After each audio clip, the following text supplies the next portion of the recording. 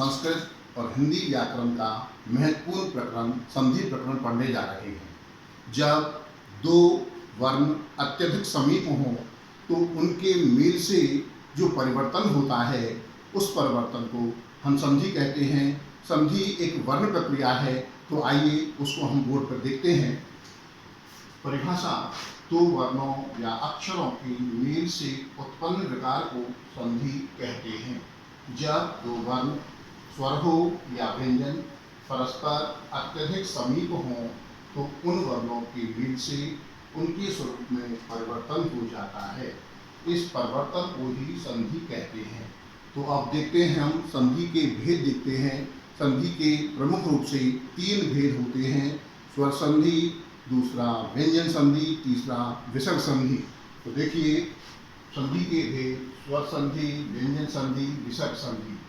स्वर संधि को देखिए, इस संधि में दो स्वर मिलकर किसी अन्य स्वर में बदल जाते हैं। इस संधि के 7 उपभेद हैं। पहला दीर्घ, दूसरा गुण, तीसरा वृद्धि, चौथा यन संधि, पांचवा अयादि, छठा पूर्व रूप और सातवां और अंतिम भेद है पर रूप संधि। तो हम पहले दीर्घ संधि की बात करेंगे। दीर्घ संधि में आ, ई, उ, री, चाहे ये ह्रस्व हों या दीर्घ, इनके बाद क्रमशः आ, ई, उ और री आ जाए तो ये मिलकर के दीर्घ रूप हो जाते हैं। तो देखते हैं, पूर्व स्वर, यहाँ उत्तर स्वर और दोनों मिलकर के दीर्घ एक आदेश होता है।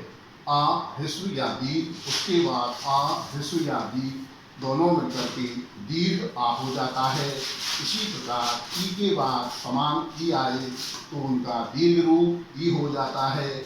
उ और के बाद उ आए तो दीर्घ रूप उ हो जाता है। इसी प्रकार री के बाद समान स्वर री आए तो दीर्घ री हो जाता है।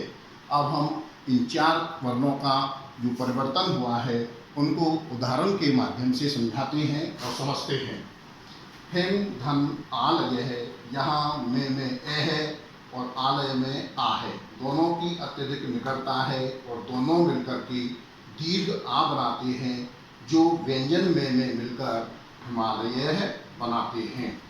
दूसरा उदाहरण गिरी धन ईश है, यहाँ री में ह्रस्व ई और ईश की दीर्घ ई मिलकर के दीर्घ ई होकर के गिरीशः बनता है। इसी प्रकार भानु में नु का उ और उदय का उ, ये दोनों मिलकर के दीर्घ उ होकर के भानुदय रूप बनता है।